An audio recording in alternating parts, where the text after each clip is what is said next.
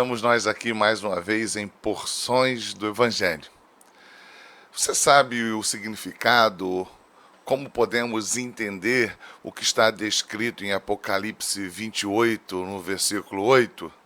Não lembra? Então vamos ler.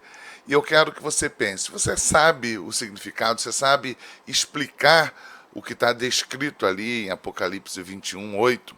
O texto diz assim: quanto, porém, aos covardes, aos incrédulos, aos abomináveis, aos assassinos, aos impuros, aos feiticeiros, aos idólatras e a todos os mentirosos, a parte que lhes cabe será no lago que arde com fogo e enxofre, a saber, a segunda morte.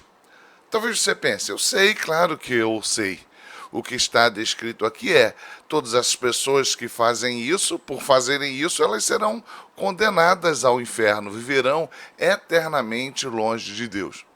Mas eu gostaria que você aprofundasse, ampliasse um pouco mais o seu entendimento acerca deste texto, deste versículo.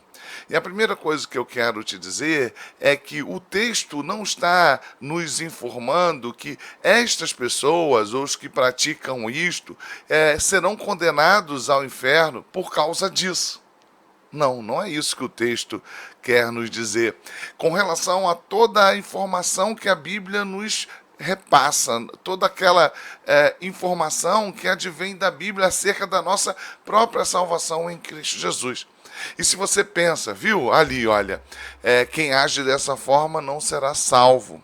E aí, se a gente entende desta forma, a gente corre um risco seríssimo, porque eu posso dizer para você que, de alguma forma, todos nós, cada um de nós, pode ser enquadrado em uma dessas características, cada um desses comportamentos. Mas talvez você diga: não, eu não sou um assassino, eu não sou um feiticeiro, não, eu não sou assim.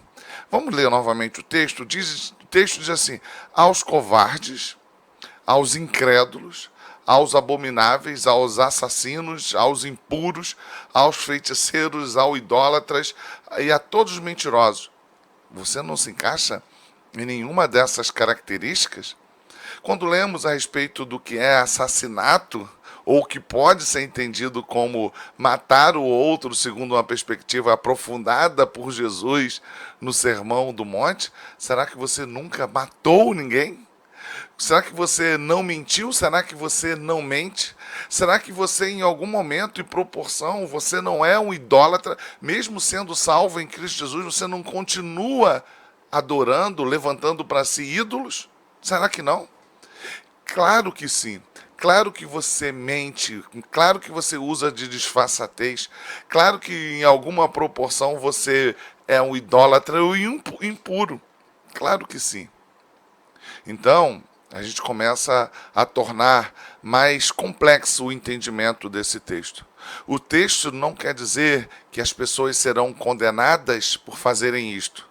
Na verdade, o que o texto quer nos mostrar é que este é o comportamento comum, geral, natural do ser humano. O homem foi entregue às suas próprias paixões, diz Paulo aos Romanos no capítulo 1, e por causa disso pecam, promovem pecados como estes. Foram entregues às suas próprias paixões porque, ao invés de renderem glória ao Deus Altíssimo, amaram a si mesmo. Foram idólatras. E os demais pecados advêm pelo fato de nós não rendermos graças a Deus pela nossa própria vida, não vivermos para o louvor da glória de Deus. Então, todos os demais pecados estruturados em nossa cultura e personalidade, visto e percebido em nossos comportamentos, são simplesmente resultado de um homem caído e afastado de Deus. Logo, o homem não será condenado ao inferno porque pratica isso. Na verdade, o homem pratica isto, como está descrito aí em Apocalipse 21, versículo 8, o homem pratica isso porque essa já é a sua condição natural. O homem vive desta forma. São estas características, o comportamento do homem que vive afastado de Deus. E por estar afastado de Deus, já está condenado, destinado à perdição. É isso que o texto quer nos apresentar. Ele está apresentando um panorama geral do que é o homem longe de Deus. Logo, o que o texto quer nos dizer é que todos aqueles que vivem longe de Deus praticam tais coisas, estas e tantas outras, que estão representadas num combo aqui, apresentando como se fosse este é o comportamento comum dos homens. São assassinos, são idólatras, são mentirosos, são covardes. É isso que nós somos, de uma forma ou de outra, em maior ou menor proporção. Observemos o que está descrito no texto a partir do versículo 6. Disse-me ainda, tudo está feito. Eu sou o alfa e o ômega, o princípio e o fim. E eu, a quem tem sede, darei de graça da fonte da água viva. A fonte da água viva é uma expressão que aponta para o encontro com Cristo. Aquilo que Jesus fala, por exemplo, diante daqueles que ouviam o seu sermão, a sua explicação, o seu ensino, que ele diz que ele é o pão da vida. Ou quando ele está diante de Nicodemos, quando ele diz, é necessário nascer de novo. O que Jesus está dizendo, usando a expressão fonte de água viva, é dizer que a partir dele, pelo seu sacrifício, pela sua entrega vicária na cruz, ele possibilita ao homem, que é como estes que estão descritos no versículo 8 de Apocalipse 21. Mentiroso, assassino, covarde, incrédulo, impuro. Em Cristo Jesus, o homem pode experimentar uma nova realidade. E experimentando esta realidade, enquanto aqui estamos, ainda lutamos com o desejo de praticar tais coisas. Eu e você ainda lutamos para fugirmos da tentação e do desejo de sermos como ali está descrito. Lutamos porque agora temos em nós o Espírito de Deus. Fomos selados pela presença do Espírito de Deus. Agora temos Cristo em nossa vida, mas ainda temos a nossa natureza pecaminosa.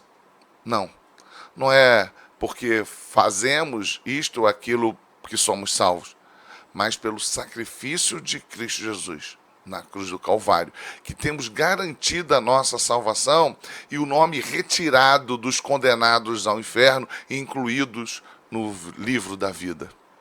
É por causa do sacrifício vicário de Cristo Jesus.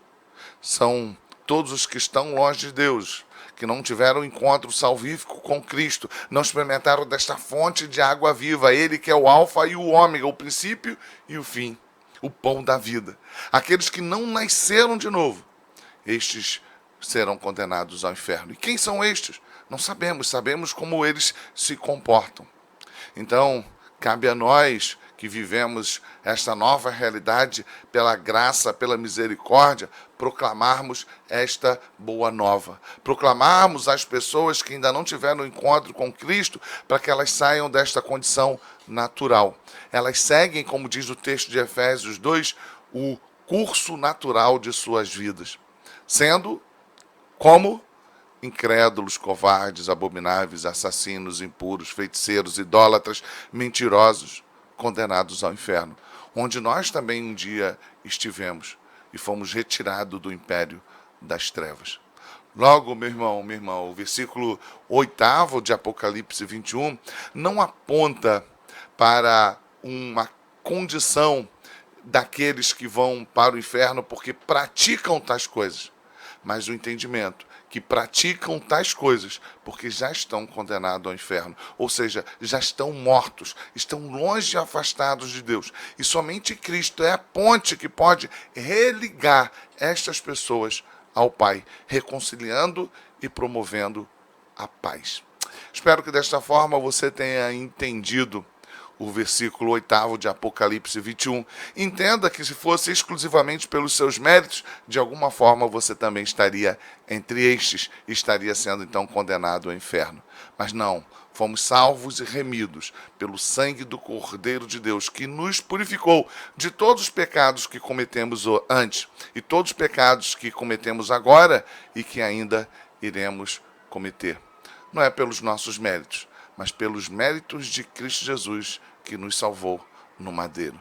Deus abençoe e até o próximo Porções do Evangelho.